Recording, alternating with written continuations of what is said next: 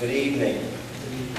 And I want to say good evening, family, because I truly think that I am amongst family. My family is here, my mom, my father-in-law, my sisters, my cousins, but all of my family from JU is here.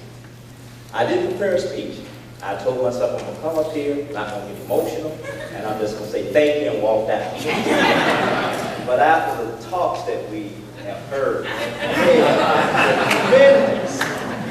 so I just want to share some things from my heart as it relates to what I feel about JU.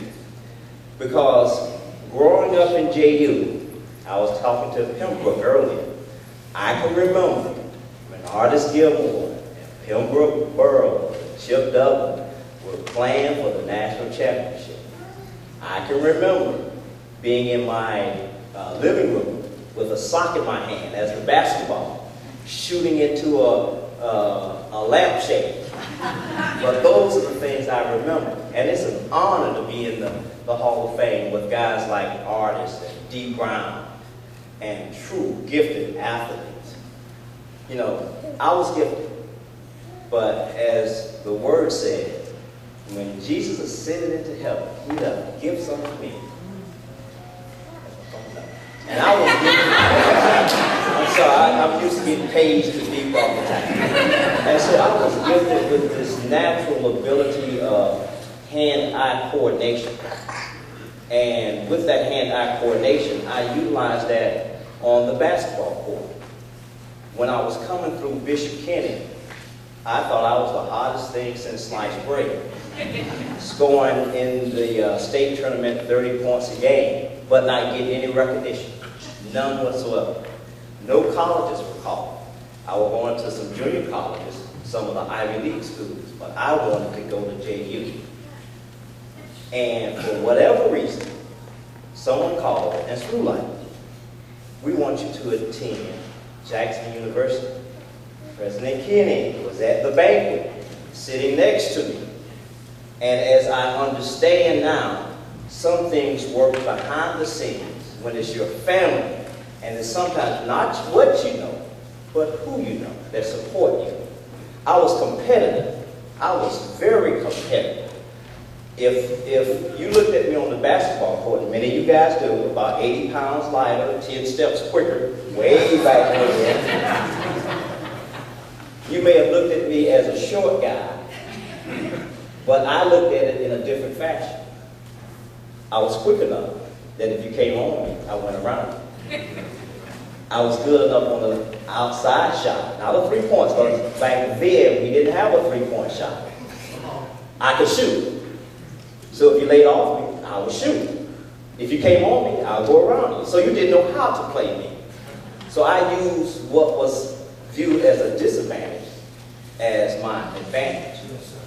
And the issue is that when I came to JU, given the opportunity, I was given an opportunity to go to JU. I was Maurice. But when I got to JU, I became Little Mo.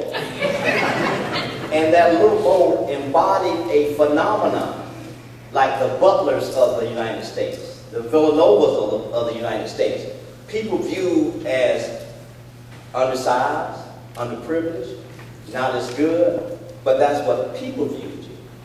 See, we've been given gifts, and we need to utilize those gifts to the best of their ability. And so those gifts, when we utilize them to the best of their ability, then sometimes good people will push you forward. And that's what happened to me at JU.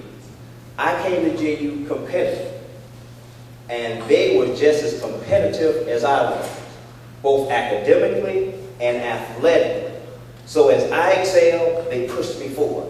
The athletic department pushed me forward so that I became a freshman of the year, sophomore of the year, junior of the year. That was not me, but that was other people who loved me. The community supported me. And I have been blessed, guys, because academically, I've also, through this training ground at Jackson University, excelled.